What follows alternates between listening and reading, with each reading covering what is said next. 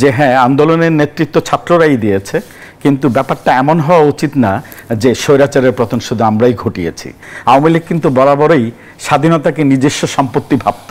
অধ্যাপক ডক্টর তৌফিকুল ইসলাম মিথিল, আপনার কাছে যেটি জানতে চাচ্ছি যে বৈষম্য বিরোধী ছাত্র আন্দোলন এবং জাতীয় নাগরিক কমিটি জুলাই গণ অভ্যুত্থানের যে ঘোষণাপত্র প্রকাশ করতে চেয়েছিল তার একটি ধারণা কিন্তু তারা দিয়ে রেখেছিলেন, সেটি জাতীয় নাগরিক পার্টির লক্ষ্য হিসেবে উঠে এসেছে কিনা, এরকম মনে করেন কিনা? আসলে আমাদের যে মুখ্যম সময়টা ছিল সেটা ছিল কিন্তু 5ই আগস্টের পরবর্তী সময়ে। ওই সময়ে কিন্তু আমরা চাইলেই রিপাবলিক 2 যেটাকে আমরা বলছি এখন, তখন কিন্তু পসিবল ছিল। এবং আপনি বিপ্লবী সরকার চাইলেই সংবিধান পরিবর্তন, পরিমার্জন করতে পারেন, যেটা মামুন ভাইয়ের ব্যাখ্যাও বলেছেন। তা আমি এটা বলতে চাই ওই সময়টা ছিল যেটা চাইলেই তখন সম্ভব ছিল। এখন যে পর্যায়ে এসে পৌঁছেছে আমার মনে হয় তখনের প্ল্যান এখন ইমপ্লিমেন্ট করা সত্যি দুরূহ হবে। আপনি দেখেন এক্সিস্টিং পলিটিক্যাল পার্টিস যারা আছে, যে স্বাভাবিকভাবেই এদের সাথে যদি দূরত্ব বজায় রেখে নতুন পলিটিক্যাল পার্টি কোনো নির্বাচনী ম্যানিফেস্টোতে হোক, পার্টি ম্যানিফেস্টোতে হোক দিলে এককভাবে সেটা সম্ভব না, অসম্ভব। আপনি জানেন যে সংবিধানে পরিমার্জন করতে হলে যেখানে 2/3 সংখ্যাগরিষ্ঠের প্রয়োজন, এটা কিন্তু নতুন পলিটিক্যাল পার্টি যারা আছেন, নতুন পলিটিক্যাল পার্টি হয়েছে, ছাত্ররা পলিটিক্যাল পার্টি করেছে, ইটস এ গুড জেস্টার। ছাত্ররা মানে আগে থেকেই পলিটিক্যালি ম্যাচিউরড হবে, সেটা আমরা চাই, সেটা কিন্তু সবাই সাধুবাদ জানাচ্ছে। এবং আমরাও যারা রাজনীতি বিজ্ঞান নিয়ে পড়াচ্ছি, আমরা গবেষণা করছি, আমরাও জানি যে এটা একটা গুড জেস্টার, একটা ভালো প্র্যাকটিস হবে হয়তো ইন ফিউচারে।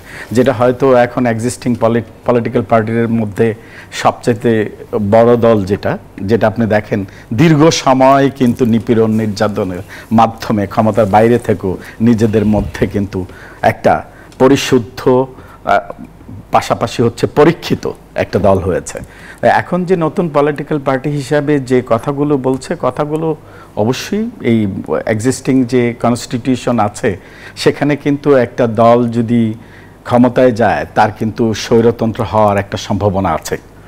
যে গ্যাপটার কথা বলেছেন ডক্টর মামুন ভাই, যে কথাগুলো বলেছেন, তা এটাও প্রয়োজন যে এই গ্যাপটাকে, এই কনস্টিটিউশন, এক্সিস্টিং কনস্টিটিউশনে যে গ্যাপগুলো আছে, যে স্বৈরতন্ত্র হওয়ার একটা পসিবিলিটি আছে, সেটা কিন্তু আসলে চেঞ্জ করা প্রয়োজন।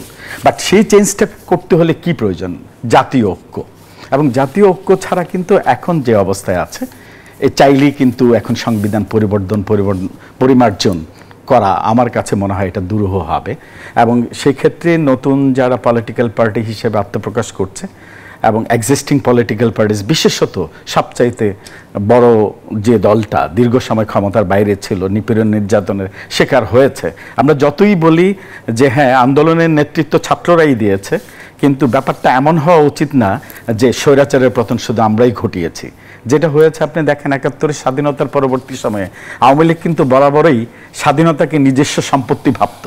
এখন এই বৈষম্য বিরোধী আন্দোলনে যে ছাত্ররা নেতৃত্ব দিয়েছে এবং এই ছাত্রদের এই নেতৃত্বে কিন্তু সহযোদ্ধা সহযোগী হিসাবে সব পলিটিক্যাল পার্টিস, ছাত্র জনতা আপাময় সবাই ছিল।